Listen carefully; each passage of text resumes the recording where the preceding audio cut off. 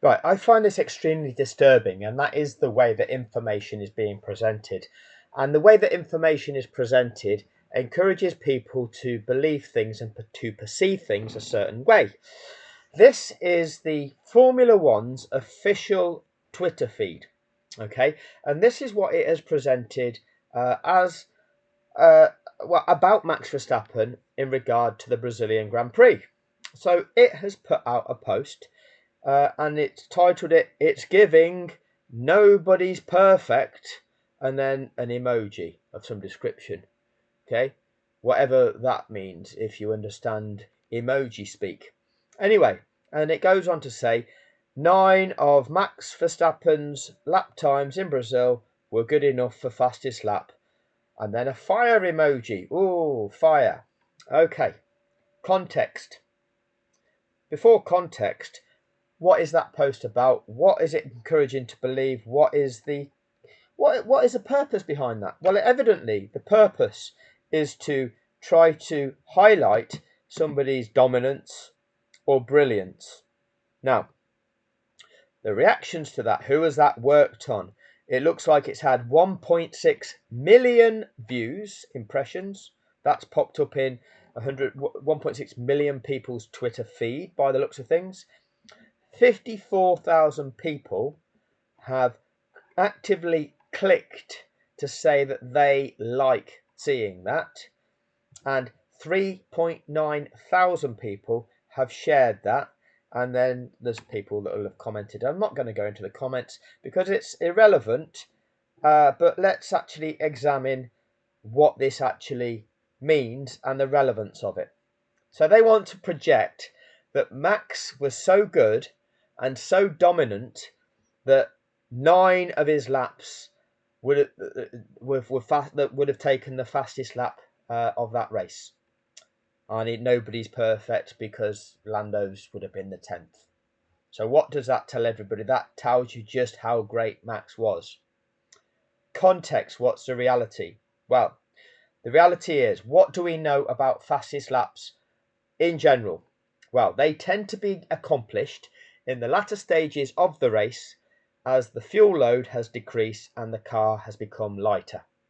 That is the general pattern for when the fastest lap is accomplished. Sometimes we will see a car pit late into a Grand Prix to put on some fresh tyres so that not only does it benefit from the fresh rubber, it's on a light fuel load and then can set a lap that will beat other cars. We can often see a car that isn't one of the fastest cars in the race accomplish the fastest lap by doing that. So it's a combination of having a light car and enough grip to still have enough grip to be able to push your car. What are the other dynamics? We are in a wet race. So what we would expect is in the latter stages of the race, we're going to see the fastest laps. Okay, we're in a wet race whereby your visibility is extremely compromised. If you are in first position, you have the best visibility. You have the clearest view of the track ahead of you. And the reason you do is your visibility isn't impacted by cars in front of you kicking up a spray. And that spray remaining airborne for several seconds, and you are driving into that spray, which significantly impacts your visibility, impacts your ability to pick out your braking point, the apexes on the corners, and you are driving semi-blind. Attempting to set fast lap times with restricted visibility massively compromises your ability to do so. So, it is massively beneficial to you if you are the lead car. Max wasn't always the lead car. For the first 40 laps of the race, Max wasn't the lead car. However, Max became the lead car for the last approximately 30 laps of the race as the fuel load was decreasing so that the car was in the window whereby the faster laps were being set for everybody. Okay, and let's actually look at the laps where people had clear visibility and were able to push their car. and perhaps Lando managing it on 67 for the 10th fastest lap of the race was his attempt to try and salvage a point, despite the fact that perhaps even at that stage his visibility would have been compromised. That's the true dynamics. It's not a display of brilliance, it's a display of the dynamics of the situation. Max massively benefited from having the best visibility. His car was in the best position, not affected by spray. The other cars will have all been affected to some degree by spray. The car second in that race, as soon as he was passed by Max Verstappen, well, he would have been impacted by the spray from Max Verstappen's car. When Max Verstappen grew enough of a gap, then what comes into play is, even though Esteban Ocon wasn't driving into spray, the performance of the Alpine relative to that of the Red Bull just wasn't the same. So you can't really say, oh, look at these laps that Max is putting in compared to Esteban Ocon's Alpine. Greatness versus not greatness. Would that be a comparable thing at any other Grand Prix this year? No, it wouldn't, would it? What we do know is prior to Max passing Esteban Ocon was putting in laps that were faster than Max Verstappen. Why could that have been? Could that be because Max was impacted by the spray coming off Esteban Ocon's car, and hence, with reduced visibility himself, Max wasn't able to put that type of lap in? Why is the sport of Formula One creating social media graphics like this to clearly try and present Max in a certain way without in any way quantifying the dynamics of the situation? They're trying to boost the image of a certain driver and do so artificially because they're removing context, they're removing people's understanding of what is really going on here that has enabled Max to have that statistic. That statistic is not a demonstration of greatness, that's a demonstration of circumstance. And yet the sport has jumped on that statistic and presented it to us as being significant. I'm certain, I'm not going to go back and find the data. I'm certain that in the 2023 season, when the Red Bull was the dominant car and won virtually every race, maybe it didn't win Singapore, but I think it won virtually every race other than that, maybe in another one, it is highly likely that in the races where the Red Bull car was dominant, Max will have set the fastest lap, probably the fastest 10 laps in those races as well. Did we get a graphic displaying that? Why didn't we? Perhaps they didn't want to highlight the performance advantage that the Red Bull car had back then over every other vehicle.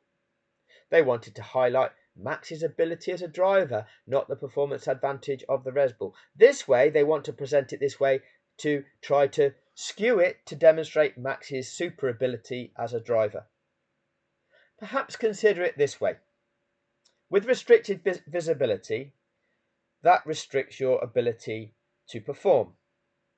Think of the sport of blind or partially sighted football.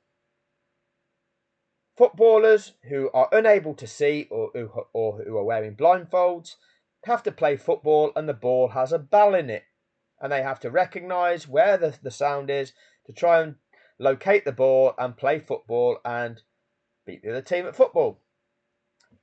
If you involve yourself in that game as a able and fully sighted human being, you will obliterate everybody that's on that pitch by virtue of the fact that you can see and they can't. You will make them look fools. Does that make you the Lionel Messi of blind football, the Pelé of blind football, the Diego Maradona of blind football, the Cristiano Ronaldo of blind football, or, for our Dutch friends, perhaps the Dennis Bergkamp of blind football, or the Clarence Seedorf of blind football? No, it doesn't. It means you have an advantage in that you can see, and those that you are competing against have got restricted visibility which hinder their ability to perform. And that's all it is. And yet the sport of Formula One is presenting it in a way to make out that Max Verstappen is accomplishing something that is noteworthy and therefore demonstrates some form of greatness. Why is the media doing things like this? Data is only valid when it is valid data. Okay? This is not valid data. You are not comparing like with like. You are not comparing Max's ability to set fastest laps with his peers, with his title rivals. They are suffering from reduced visibility. Max being in first position is not. So that's not a valid comparison. Don't try to project Max as being a great due to that. But that is what this sport is doing. That is disturbing. Why is a sport trying to promote and present somebody as being the great of the sport relative to those around them? I don't see the Premier League putting out a Twitter feed if Manchester City win 7-0 saying, seventh heaven, the perfect team, or anything like that. I don't, they might do. I don't follow them. They might do, but I don't see that. I don't see the actual league trying to present one of the teams within that league as being the greatest you've ever seen. What's going on in Formula One? Why are they doing that? Who's employed in the social media department of Formula One to create this? This is the first of many. I've got various other ones, and we're going to see some footage. We're going to see the magnitude of the accomplishments of Max as he goes round them first few corners relative to the other drivers. So, keeping them short, that'll do on this one. Thank you for your time.